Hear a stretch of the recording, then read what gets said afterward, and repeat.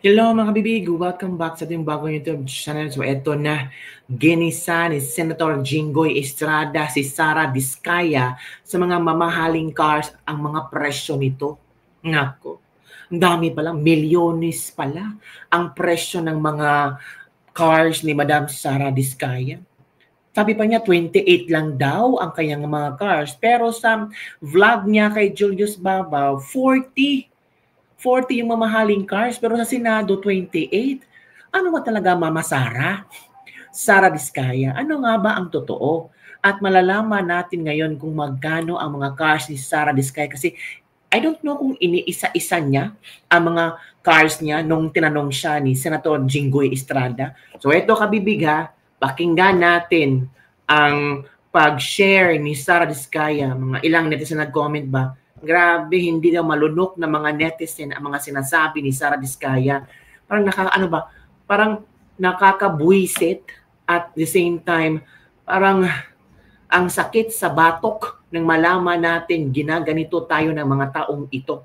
So let's listen and i-control nyo ang inyong mga BP ha. Ito na.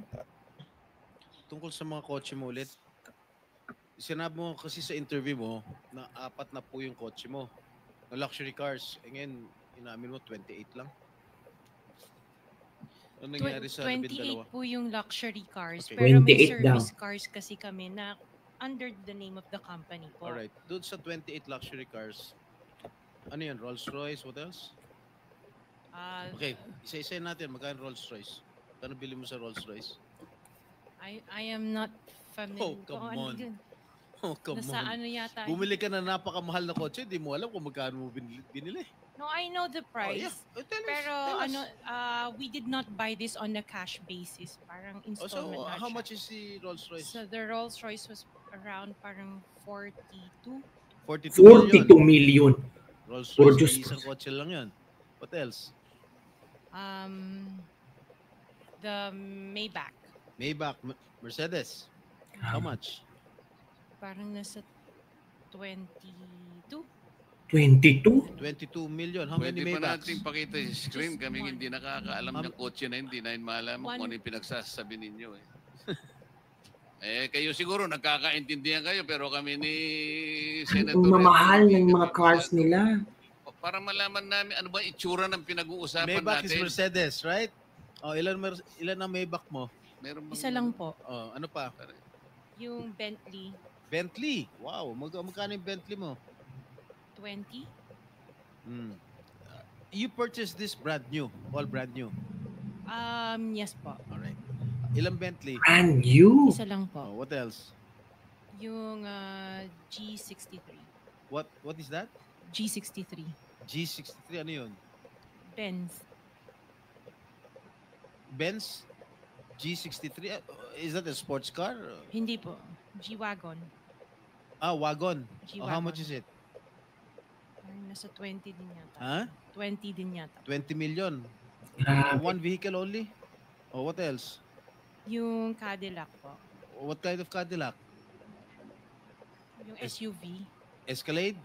Yes. Oh, magkano? Parang yan. Mga 11 yata po yun. Bulletproof? No. Isa lang. One white, one black. Oh, dalawa. Both at 11 million each. Yung isa 8. Yung black. Long wheelbase? Yes po.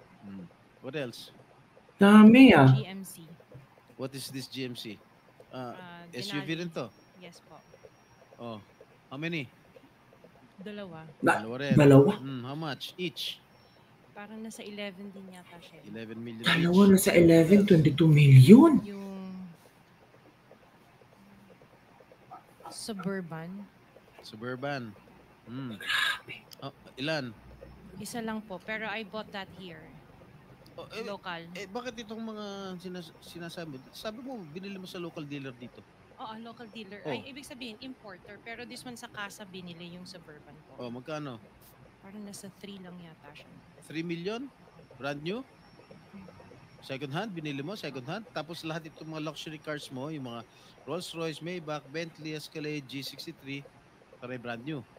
Opa. Bakit bumili ka ng second hand Suburban? Ano na siya yung lumang model, hindi siya Yeah. yung brand new model. Kaya nga, bakit ka bumili ng second hand? Kasi yun lang yung Samantalang lahat available yung mga kasi that was mamahalin the na... time, at that time it was pandemic. So that was the time na yun lang ang available When nilang did you unit. acquire all these luxury cars? All at the same year? No po. When? Since 2022, 21. 2022. May 2021 pa po. 2021. So ilang beses ka bumili ng kotse sa isang taon? Minsan sa isang taon, isa, or kaya minsan tatlo yung Wow! Luxury. Opo. Kailan ka natuwa roon sa payong ng Rolls Royce? Last year lang po. Last year mo lang na-purchase Yes po. yung payong. Dahil sa payong, bumili mo. Dahil sa payong. Correct. Bukod sa mga nabanggit mo mga luxury cars, ano pa? Yung mga SUV ng mga engineers ko. Hindi, ilan lang to? 3, 4, 6, 8. I can't remember all at the top of Sa my dami. head. Oo. Kadami, hindi may... Sa dami. Opo. So, doon sa 28 na pinurchase mong mga luxury cars, ilang taon mo binuno yun? Yung iba, You started purchasing these luxury cars on what year? the long wheelbase, yung mga binanggit ko kanina, that was only 2022 No, or 21. when did you start? Yung iba, like, let's say, the autobiography, 2016 What is pa po. autobiography? Ano yan? Ano yan, Range Rover. May 2016 pa? Hindi mo sinasabi sa akin. Range 2016 pa po siya. Oh! Ilan? Just the one autobiography and then What the Defender. Autobiography? Ito ba yung Range Rover? Range Rover po. Okay, how much did you purchase? 16. 16 million. 2016 pa po yun. Ilan? Isa lang po siya. What else aside from Range Rover? Sabihin mo. Defender. Defender. Ano siya? Ang dami. Range Rover. Range Rover din. Ilan? Isa lang po. Magkano? Nasa parang 7 yata yun. 7 million? Aha. Ano pa? The Evoque. Ano? Evoque. What is Evoque? Range Rover. Range Rover pa rin. Marami ka pala Range Rover. Evoque. Ito yung, maliit ba ito? Malaki? Maliit. Okay, magkano? Parang nasa 5 lang yata po siya. 5 billion. What else? Lang ha? Dami. Sarap ng buhay mo sige, ano pa? Hindi ko na maalala yung iba. Sa dami talaga, hindi mo maalala, no? Grabe, sa dami, hindi ko maalala. Sino gumagamit itong mga luxury cars din? Kami po. Everyday, Iba-iba. siguro sa pag-aalis kayo nung umaga, Rolls Royce ang gamit mo. Pag uwi mo ng tanghali, kakain, pag lalabas kayo, may back naman ang gamit. Ganun ba yun? Sa dami nyo ng kotse. This is really, for me or for all of us, for all the Filipino people watching, this is unbelievable.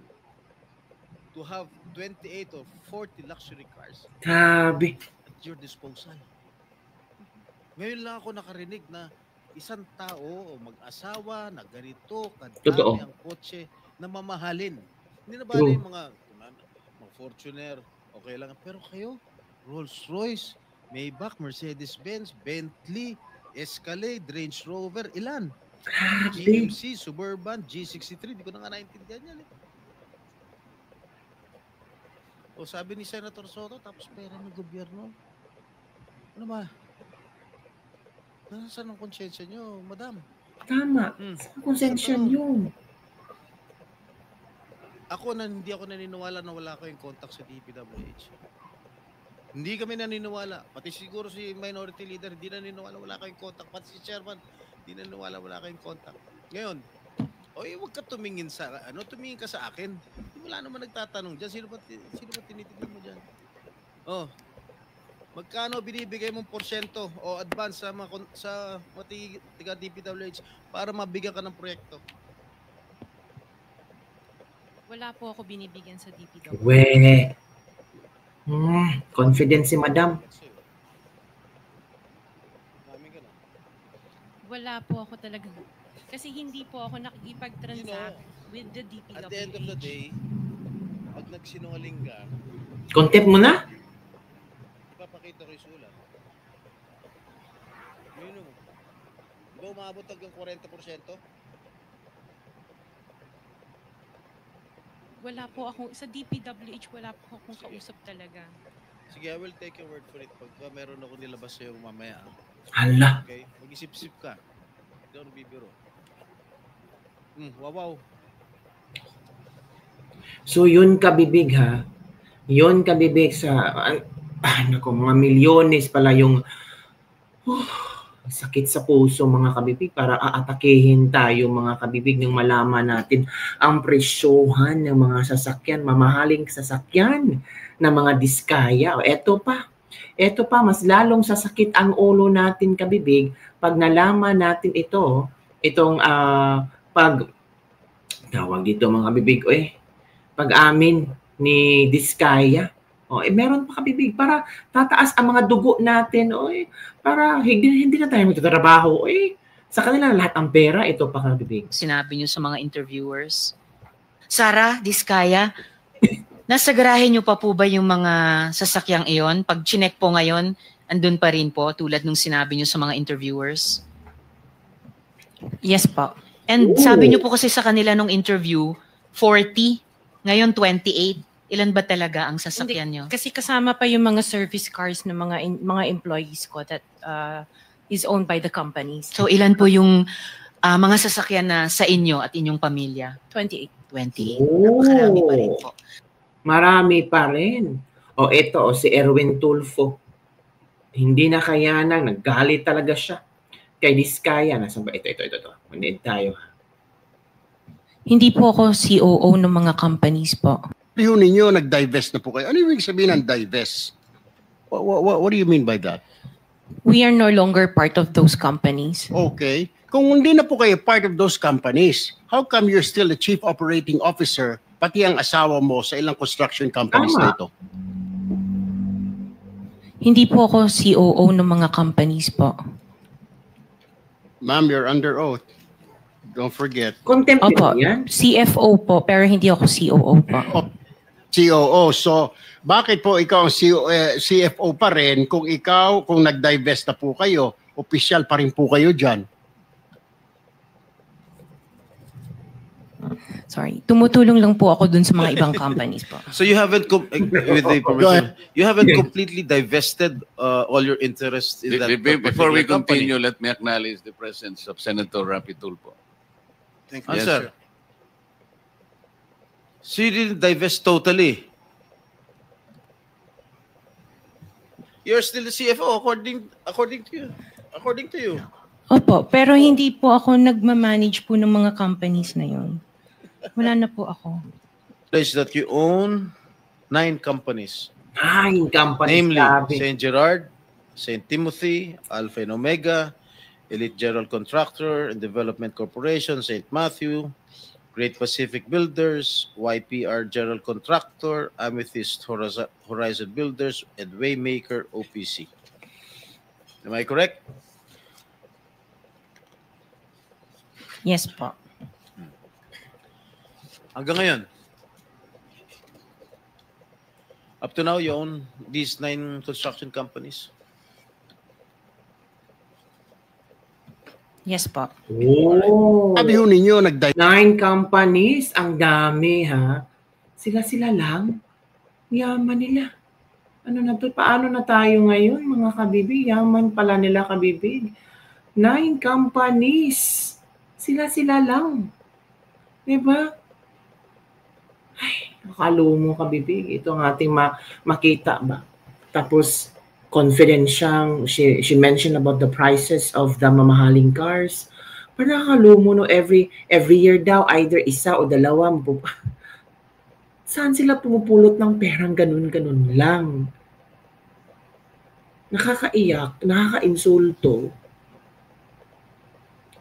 Kasi tayo, araw-araw, nagtrabaho, nag-OT pa, tapos yung iba, tinitipid ang pagkain para makasurvive within a month or the next. Pero sila, ang sarap ng buhay. Taxes natin, ginagamit, bumibili ng mamahaling sasakyan. Nakakalungkot, nakakagalit. Sana sana itong mga tao ito, magsalita sila kung sino ang nasa likod nila. Uy, kasi hindi nila makukuha ang mga proyektong ito kung walang mga kickbacks. Magsalita naman kayo. Huwag kayo matakot. Uy, yun lang kabibig, nakaka-high blood lang ba? Nakakagalit lang. Bye everyone. See you next time. Galit.